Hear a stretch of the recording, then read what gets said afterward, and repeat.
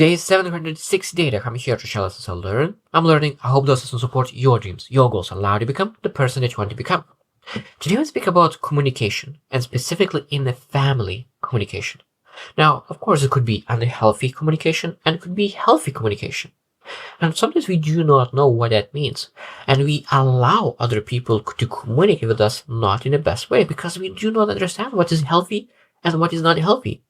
Sometimes we've been in an unhealthy way of communication for so long that we do not understand that is not okay, not communicating in a healthy way. So today we'll share 10 things, 10 ways that you're able to communicate healthy in a family. And tomorrow we'll share 10 ways that you understand that maybe one of your family members is not communicating with you in a healthy way. And sometimes if it's someone that is your family member is not communicating with you in a healthy way, maybe we need to reduce our time spending with them because sometimes we're not able to change them. Maybe they want to change and you're able to help them and support them in their growth. But at the same time, you need to be willing to do that. So let's get started with 10 things that you need to understand when your family is communicating in the right way, in a healthy way. Number one is active listening.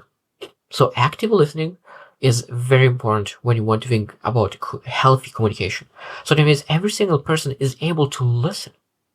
That no one is starting to telling everything what everyone needs to do, just really asking questions and really understanding it, going to the deeper understanding what you're trying to say, and really repeat what you said because they really want to have active listening. Active listening is not waiting to respond. Active listening is listening and trying to understand fully and allow other person to feel heard. That's the most important part. That every single person needs to feel heard. And then, of course, when that person feels heard, then they're able to listen and have understanding of other person's perspective and make other person to feel heard as well. That means active listening is in place. Number two is constructive feedback.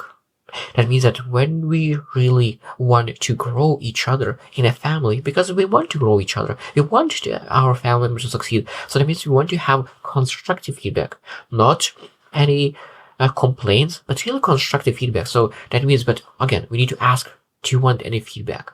But it's not that, do you want any feedback by saying that I really want to give you advice, but really asking from deeper that I am concerned for you and I really want to help you. So if there is anything that I could support you with, let me know. I have some advice, some feedback to give. But because a lot of times people in my family do not have boundaries and they are sharing their feedback even if it's not asked. If not asked, that feedback will never land. They always need to ask for permission to give a feedback. So that means that feedback needs to be constructive as well. So it means you don't criticize, but you really find opportunities to give advice that potentially could help them to move forward in a faster way, wherever they are going through. Number three is openness and honesty. Openness and honesty. So that means we need to be open to our family.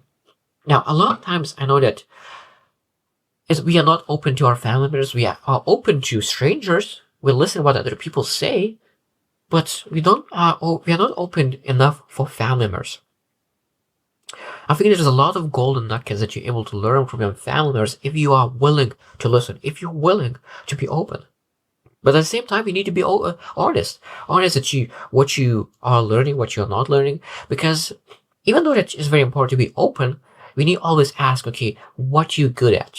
Because if your family member is financially not in a good spot, of course you'll not ask questions about finances. So that means we need to still be smart about what questions you're able to ask from specific family members. And really be honest that I'm not able to take advice from you because you don't have expertise in this specific topic, but when I have other topic that you're super good, you will be the first person that I will come to ask questions, because every single person has expertise that you're able to learn.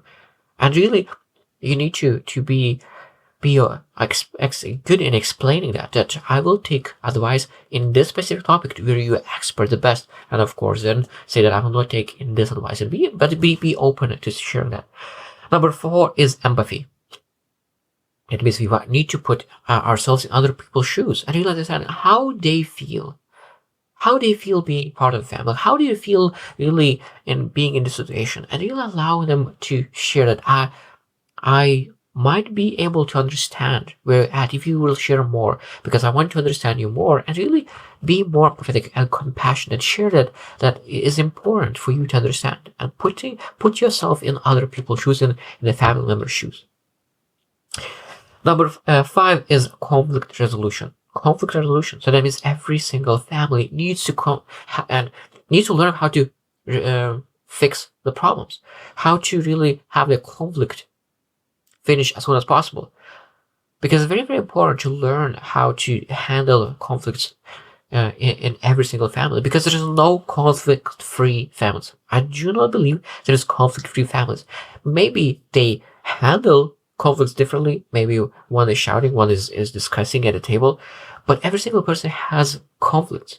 So how every single family deals with those conflicts, that's a different making, because you're able to deal with conflicts in a healthy way or in a healthy way, and being able to really sit down by the table and really discuss things out. That's the way to really handle. And that's, of course, you don't to go above and beyond that. You start acting in a childish way. Number 6 is clear communication. So family is very, very important that we have very clear communication. Now, I know that majority of people in a family have the same relation for 10 years, 20 years. And because of that, people start to have shortcuts in communication. And they are not as clear as with other people, because they explain from A to Z. But when we have a communication in the family members, a lot of times we start doing shortcuts, and that communication is not as clear as it could be. So clear communication is one of the most essential ways to have that healthy communication. So did you explain everything in a very clear and concise message? It could be that you didn't explain well. That's why someone else didn't understood. Because a lot of times people have a tendency, including myself, that when you explain something and the other person didn't understand, that's like he's not able to understand what is wrong with them. Because a lot of times, probably even more, the person who explained is fault. Because, for example, it was not clear enough. Number 7 is boundaries and respect. So that means when we communicate with other people, and especially family, we need to have those boundaries. Boundaries and respect. Respect each other and have boundaries, understanding what kind of boundaries other person have. What I'm able to say, what I'm not able to say, what is above and beyond their boundaries they have set for themselves. Because again, family members sometimes change and they improve their boundaries. They never had boundaries, but now they're improving. I need to be respectful when families are changing their boundaries. Because people have a tendency to laugh, like, oh, you all 10 years been one way, but now you're asking for something different. But if you really want to have very healthy relationships and communication in family, we need to respect other people's boundaries and really allow them to change their boundaries and respect boundaries that they have now in the moment. Number 8 is validation of feelings. Validation of feelings. That means we need to validate what they're feeling. They need to be heard and say that if you have emotion, that's okay to have that emotion. Not saying that, oh, you're not supposed to have that emotion. No. Say that, oh, you feel this way. Yeah, if I could be in your position, most likely I will feel exactly the same way. And say that it's normal to feel this way. It's totally normal, because when people understand that it's normal to feel emotions, when it's normal to feel this way, a lot of times it's gives a lot of relief. And they say, oh, if it's not me just feeling this way. There's a lot of people who feel exactly the same way. That means when you validate feelings, it's much easier to really to deal with them. Number 9 is collaborative problem solving. That means that there is not one person responsible for all the problems. There is not one person. We need to understand that we are family, we are a family unit. That means that we as a unit, family unit, is responsible to solving problems. So that means how we collaborate, how we could help each other to solve problems. That is very, very important to have healthy communication in the family. That's why when we have a problem, we really have, okay, what we able to do as a family member, what we able to collaborate, and how to find what is your strengths, weaknesses, and really find the best way to deal with the problems.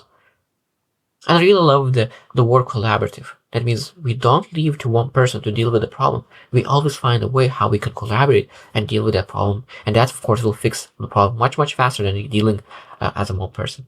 And the last one, number 10, is appreciation and affirmation. Appreciation and affirmation.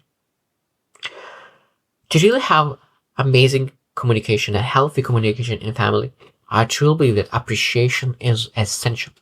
You need to appreciate every word, every nice word that you get. You need to affirm other person that you really say that I'm very grateful that you did this. I'm very grateful that you said this. I'm very grateful for all the things that you do, because appreciation and affirmation is a beautiful thing. The more you add affirmation and appreciation, the more you will have beautiful things in family and communication. Because what you appreciate appreciates. So when I appreciate some kind of word, nice word, when you appreciate affirmation, even you will have more affirmations because people want to be appreciated. So I truly believe that when I think about communication, appreciation, affirmations is one of the most beautiful parts of having a healthy communication in the family. There's of course more things to cover, and we need to ask you, what do we enjoy in our family? Because every family unit is different. Like every individual is different, every family unit is different, and what communication you enjoy the most. And when you are able to discuss, because I think that when you have a healthy communication, you are very aware, you have a family awareness, where you're at, what you enjoy the most. And when you have that awareness, how you need to communicate to each other, then of course the communication becomes much, much more effective. And we do not go in a healthy way of communication. And tomorrow I'll share 10 ways that people communicate in unhealthy ways. But today I hope that you understand a little bit more how you're able to communicate in a healthy way in your family. So I hope you choose to win, and see you tomorrow.